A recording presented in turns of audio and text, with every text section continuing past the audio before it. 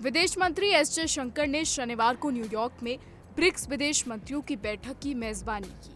ये बैठक संयुक्त राष्ट्र महासभा के अवसर पर आयोजित हुई, जिसमें जयशंकर ने बहुपक्षवाद और अंतर्राष्ट्रीय सुधारों को लेकर भारत की भूमिका स्पष्ट की।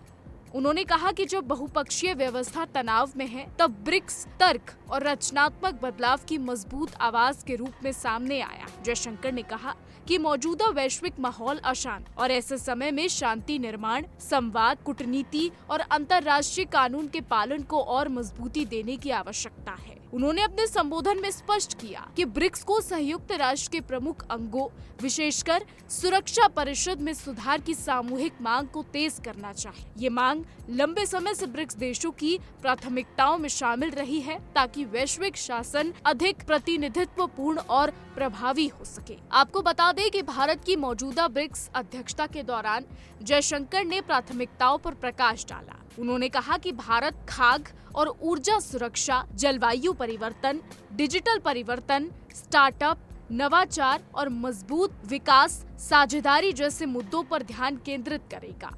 ये एजेंडा भारत की ग्लोबल साउथ के प्रति प्रतिबद्धता को दर्शाता है। इसके अलावा जयशंकर ने न्यूयॉर्क में IBSA यानी भारत, ब्राजील, दक्षिण अफ्रीका विदेशी मंत्रियों की बैठक भी की। इस बैठक में संयुक्त राष्ट्र सुरक्षा परिषद में परिवर्तनकारी सुधार की मांग पर जोर दिया गया। साथ ही IBSA एकेडमिक फोरम, समुद्री अभ्यास, ट्रस्ट एंड और अंतर IBSA व्यापार पर भी चर्चा। जयशंकर ने कहा कि IBSA अपनी बैठकों को और नियमित करेगा। आपको बता दें कि जयशंकर ने कोलंबिया की विदेश मंत्री के साथ इंडिया CELAC यानी लैटिन अमेरिकी और कैरेबियन राज्यों का समुदाय विदेश मंत्रियों की बैठक की सह अध्यक्षता भी की। इसमें कृषि, व्यापार, स्वास्थ्य, डिजिटल आर्टिफिशियल इंटेलिजेंस, अंतरिक्ष, नवीकरणीय ऊर्जा और महत्वपूर्ण खनिज जैसे क्षेत्रों में सहयोग बढ़ाने पर सहमति बनी। दोनों पक्षों ने ग्लोबल साउथ की आवाज को मजबूत करने के लिए बहुपक्षीय संस्थानों में तत्काल सुधार की आवश्यकता पर भी जोर दिया। इसके अलावा जयशंकर ने इंडोनेशिया, रूस, एंटीगुआ और बारबुडा, उरुग्वे और कोलंबिया के विदेश मंत्रियों से भी द्विपक्षीय मुलाकात की और सहयोग के नए क्षेत्रों पर चर्चा की। बताते चले कि आर्थिक मोर्चे पर जयशंकर ने बढ़ते संरक्षणवाद, टैरिफ अस्थिरता और गैर टैरिफ बाधाओं का जिक्र किया, जो वैश्विक व्यापार प्रवाह और प्रभावित कर रही है।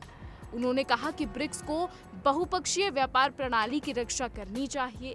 इसके साथ ही तकनीक और नवाचार को ब्रिक्स सहयोग के अगले चरण का केंद्र बताया। आपको ये भी बताते चले कि इस वक्त UN में पाकिस्तान बड़े बड़े बयान दे रहा है, लेकिन जब आतंकवाद की बात उससे की जाती है तो वो चुप हो जाता है। हालांकि ये पहली बार नहीं है जब पाकिस्तान इस तरीके से बढ़ चढ़कर बोल रहा है, और जब कुछ तर्कीय सवाल उससे पूछे जाते हैं तो कंगाल पाकिस्तान शांत हो जाता है और उनका जवाब नहीं दे पाता। फिलहाल हमारी आज की रिपोर्ट में बस इतना ही।